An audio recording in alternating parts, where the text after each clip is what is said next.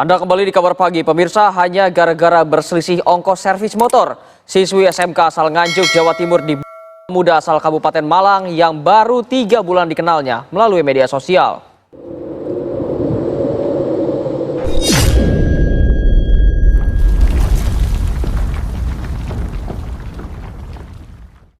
Assalamualaikum warahmatullahi wabarakatuh.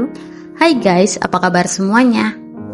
Kasus yang akan kita bahas kali ini merupakan kasus yang belum lama terjadi. Peristiwa ini terjadi pada tanggal 17 Februari 2026, tepatnya di aliran Sungai Jilu, Desa Sukopuro, Kecamatan Jabung, Kabupaten Malang. Pagi itu seorang pencari kayu bernama Bapak Sukari yang seperti biasanya ya guys memulai aktivitasnya dengan mencari kayu di sekitaran aliran sungai dibuatnya terkejut saat melihat sesuatu yang mengambang di tengah sungai. Dari kejauhan benda itu juga mengeluarkan aroma yang tidak sedap. Karena penasaran, Bapak Sukari pun mendekat untuk memastikan apa yang sebenarnya ia lihat. Namun betapa kaget dan syoknya beliau ketika menyadari bahwa benda tersebut ternyata adalah sesosok mayat seorang wanita tanpa busana yang mengambang di sungai. Dalam keadaan panik dan ketakutan, Pak Sukari segera meninggalkan lokasi dan melaporkan penemuannya tersebut ke pihak kepolisian. Setelah dilakukan penyelidikan, polisi mengungkap bahwa korban adalah seorang remaja perempuan yang masih berstatus sebagai pelajar. Dan yang lebih memilukannya lagi, korban diduga sengaja dihabisi oleh seseorang yang baru saja dikenalnya. Diduga dipicu oleh sebuah percekcokan yang sebenarnya masih bisa diselesaikan dengan cara yang lebih baik. Lalu, bagaimana sebenarnya kronologi lengkap kasus tragis ini? Siapa pelakunya? Dan apa motif dibalik pembunuhan tersebut? Ya udah deh guys, gak usah berlama-lama lagi. Yuk kita langsung saja bahas kronologi lengkapnya bersama aku Ruth Fermiati di kisah True Crime.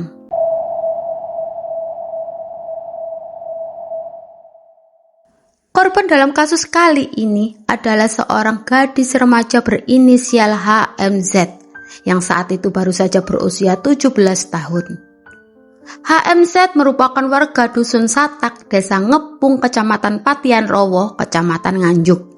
HMZ sendiri tinggal bersama kedua orang tuanya, yaitu sang ayah Santoso yang berusia 49 tahun dan bekerja sebagai petani, serta ibunya Damini yang berusia 40 tahun. Di rumah HMZ juga tinggal bersama adik sematawayangnya yang saat itu masih berusia 8 tahun. Kehidupan HMZ sebenarnya tidak jauh berbeda dengan remaja seusianya ya guys. Ia merupakan siswi kelas 11 di SMK PGRI 2 Kertosono dengan jurusan pemasaran. Di lingkungan sekolah, HMZ dikenal sebagai sosok remaja yang memiliki aura positif.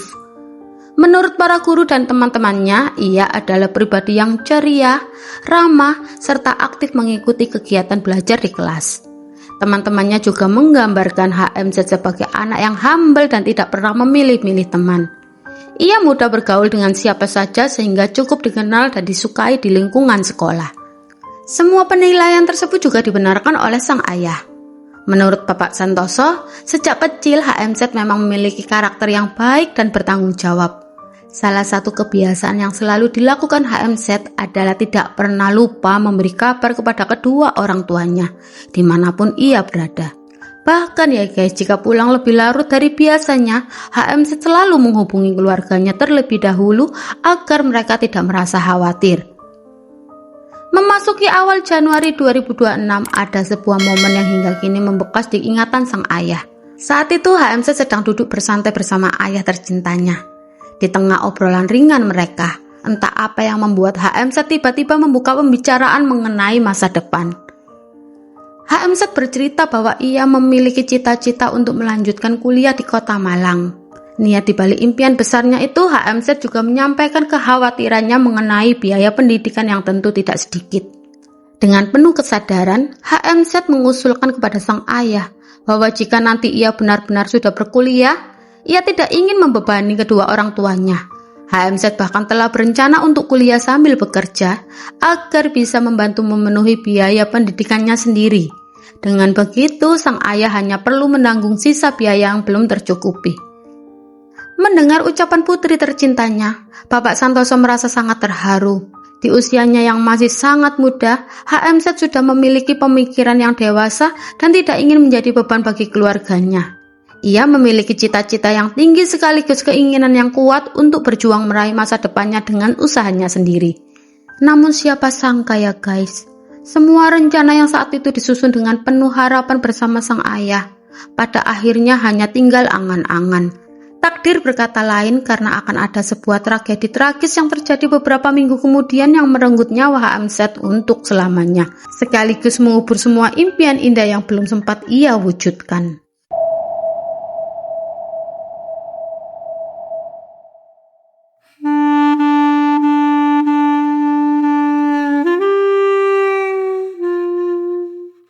Awal mula kasus ini bermula pada Desember 2025. Saat itu HMZ sedang bertemu dengan seorang temannya yang identitasnya tidak dipublikasikan oleh media. Untuk memudahkan cerita, kita sebut saja namanya A ya. Dalam pertemuan yang berlangsung di kawasan Kertosono tersebut, A memperkenalkan HMZ kepada seorang pria bernama YD yang saat itu berusia 22 tahun atau sekitar 5 tahun lebih tua dari HMZ. YD diketahui bekerja sebagai pekerja harian lepas di wilayah Kertosono. Sementara itu mengenai latar belakang keluarga YD, tidak banyak informasi yang dipublikasikan dalam pemberitaan. Setelah pertemuan pertama itu, komunikasi antara HMZ dan YD terus berlanjut. Keduanya merasa cocok saat berbincang, sehingga memutuskan untuk saling bertukar akun media sosial dan melanjutkan komunikasi melalui direct message. Hari demi hari hubungan mereka semakin akrab. Mereka saling bertukar kabar, saling memberi perhatian, bahkan di sela-sela kesibukan masing-masing, keduanya beberapa kali menyempatkan diri untuk melakukan video call. Sesekali sang ayah yaitu Bapak Santoso melihat putri sulungnya sedang melakukan panggilan video dengan seorang pria. Namun saat itu beliau tidak menaruh rasa curiga, karena sebagai orang tua, Bapak Santoso memilih memberikan ruang bagi putrinya untuk mengenal teman-teman baru selama HMZ masih terbuka pada keluarga dan tetap berada dalam pengawasannya. Setelah hampir 3 bulan saling mengenal dan menjalin komunikasi, HMZ dan YD akhirnya sepakat untuk kembali bertemu. Keduanya pun menjadwalkan pertemuannya pada tanggal 11 Februari 2026. Long story short, hari yang dinanti-nanti akhirnya tiba. Pada Rabu pagi 11 Februari 2026, HMZ berangkat ke sekolah seperti biasa untuk mengikuti kegiatan belajar. Setelah jam pelajaran selesai, HMZ pulang ke rumah mengganti pakaian, lalu berpamitan kepada sang ayah yaitu Bapak Santoso dengan alasan ingin keluar sebentar. Selanjutnya HMZ bertemu dengan YD di Kabupaten Nganjuk menggunakan sepeda motor milik HMZ. Dari sana keduanya berkeliling melintasi beberapa daerah mulai dari Nganjuk, Kediri, Batu, hingga akhirnya tiba di Kota Malang. Namun di tengah perjalanan mereka mengalami kendala. Sepeda motor milik HMZ mengalami kerusakan. Hingga kini belum diketahui secara pasti penyebabnya, apakah karena mesin terlalu panas akibat perjalanan jauh, terlambat di servis, atau faktor lainnya. Kejadian tersebut diduga membuat suasana hati HMZ berubah. Karena motor tidak dapat digunakan, HMZ memutuskan menginap di rumah saudara dari pihak orang tuanya, yakni bibinya yang berada di Malang. Di sana HMZ sempat menghubungi ayahnya untuk memberitahukan bahwa motornya mengalami kerusakan. Mendengar hal itu, sang ayah menawarkan agar HMZ dijemput dan diantar pulang ke Nganjuk bersama kerabat yang berada di Malang. Namun HMZ saat itu menolak tawaran sang ayah. Ia mengatakan bahwa dirinya akan diantar pulang oleh seorang teman laki-laki bersama sepeda motornya. Sementara HMZ menginap di rumah kerabatnya di Malang, perselisihan antara HMZ dan YD masih berlanjut melalui percakapan di media sosial. HMZ tetap meminta agar YD bertanggung jawab atas kerusakan sepeda motornya.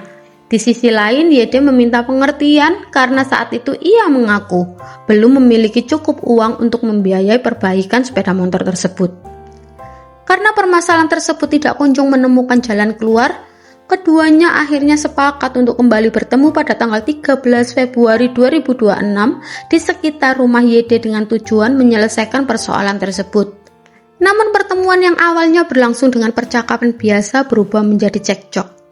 YD kemudian melilitkan tangannya ke leher HMZ hingga korban tidak lagi memberikan perlawanan.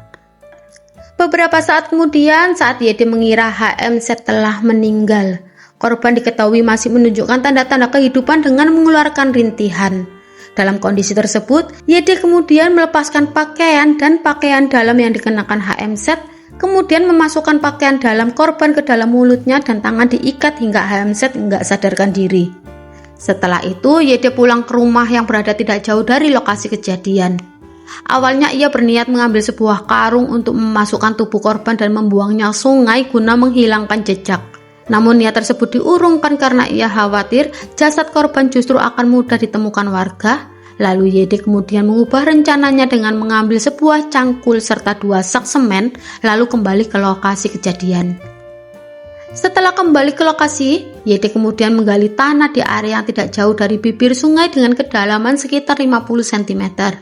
Selanjutnya tubuh HMZ dimasukkan ke dalam lubang tersebut sebelum ditutup kembali menggunakan tanah dan semen. Saat itu YD diduga mengira tindakannya telah berhasil menghilangkan jejak dan persoalan yang dihadapinya telah berakhir. Tapi ya guys, siapa sangka jika dugaan tersebut tidak menjadi kenyataan. Karena beberapa hari kemudian justru jasad HMZ ditemukan oleh warga di lokasi tersebut dan penemuan itu menjadi awal terungkapnya kasus yang kemudian menghebohkan masyarakat dan mengarah pada proses penyelidikan oleh pihak kepolisian. Di sisi lain, setelah panggilan telepon terakhir dari HMZ pada 11 Februari 2026, Bapak Santoso tidak lagi menerima kabar dari putri sulungnya. Merasa ada yang tidak beres, Bapak Santoso terus berusaha menghubungi HMZ, namun tidak mendapatkan respon apapun. Tidak ingin menunggu terlalu lama, sekitar 1 hari kemudian ia memutuskan untuk melaporkan hilangnya sang putri ke pihak polisian. Laporan orang hilang tersebut dibuat bahkan sebelum peristiwa tragis yang merenggut nyawa HMZ terjadi. Hal ini menunjukkan bahwa sang ayah telah menyadari adanya sesuatu yang tidak biasa dan segera berupaya mencari keberadaan putrinya melalui jalur resmi.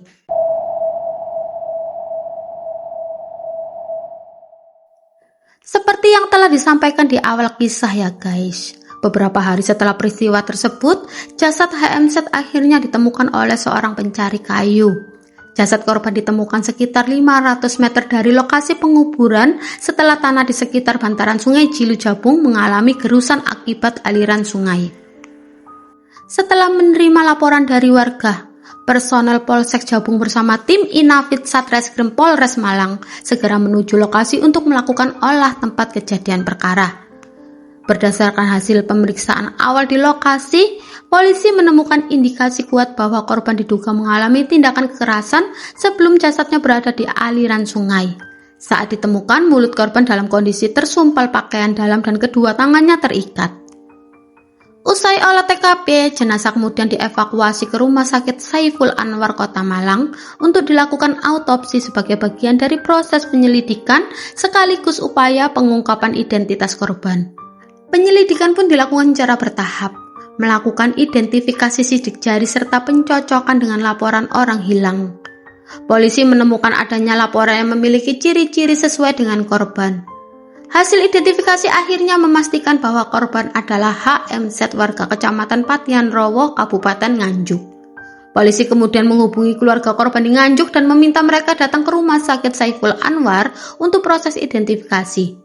Di rumah sakit, keluarga memastikan bahwa jenazah tersebut benar merupakan HMZ, putri sulung mereka. Momen itu pun menjadi saat yang penuh duka bagi keluarga korban. Sementara itu, penyidik terus mengumpulkan alat bukti dan keterangan saksi untuk mengungkap pelaku. Tidak membutuhkan waktu yang lama, identitas pelaku berhasil diketahui. Satreskrim Polres Malang yang dibantu oleh Bareskrim Polres serta Jatandras di Retskrimum Polda Jawa Timur akhirnya mengamankan YD di rumah kosnya pada Sabtu 21 Februari 2026 tanpa perlawanan. Setelah ditangkap, YD beserta barang bukti langsung dibawa ke Polres Malang untuk menjalani pemeriksaan lebih lanjut. Atas perbuatannya, YD dijerat dengan pasal 458 ayat 1 dan atau pasal 459 KUHP Undang-Undang Nomor 1 Tahun 2023 serta pasal 80 ayat 3 Undang-Undang Nomor 17 Tahun 2016 tentang perlindungan anak. Pelaku terancam pidana penjara paling lama 20 tahun. Di sisi lain, setelah proses autopsi dan seluruh pemeriksaan forensik selesai dilakukan di Rumah Sakit Saiful Anwar, jenazah HMZ kemudian diserahkan kepada pihak keluarga. Pada Senin 23 Februari 2026, jenazah HMZ dibawa pulang ke kampung halamannya di Kabupaten Nganjuk setelah disalatkan dan didoakan oleh keluarga, kerabat, serta warga yang hadir. HMZ kemudian dimakamkan di tempat peristirahatan terakhirnya dengan diiringi suasana duka yang begitu mendalam. Nah, itu tadi ya guys, kronologi kasus yang menimpa gadis muda berinisial HMZ. Tidak ada yang menyangka pertemuan dengan seorang yang baru dikenalnya harus berakhir menjadi sebuah tragedi yang merenggut nyawanya. Perselisihan yang bermula dari persoalan kerusakan sepeda motor berubah menjadi tindakan pidana yang mengakhiri masa depan seorang remaja. Hal yang paling menyentuh bagi saya ya guys adalah ketika sepeda motornya mengalami kerusakan.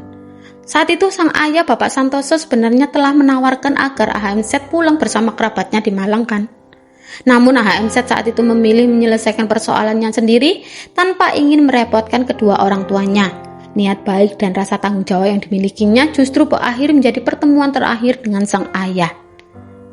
Mari kita bersama-sama mendoakan semoga almarhumah HMZ mendapatkan tempat terbaik di sisi Tuhan Yang Maha Esa. Semoga segala amal baiknya diterima, segala hilafnya diampuni, dan untuk keluarga yang ditinggalkan diberi kekuatan, ketabahan, serta keikhlasan dalam menghadapi cobaan ini. Amin. Terima kasih sudah menonton video ini sampai selesai. Semoga kisah hari ini bisa jadi bahan renungan buat kita semua. Kalau kalian merasa konten di channel ini punya makna, bantulah guys support dengan like, share, dan subscribe. Karena kita sedang on the way menuju 1000 subscribers. Support dan dukungan dari kalian sangat berarti banget buat aku. Akhir kata, wassalamualaikum warahmatullahi wabarakatuh. See you di my next video. Bye bye. Bye bye.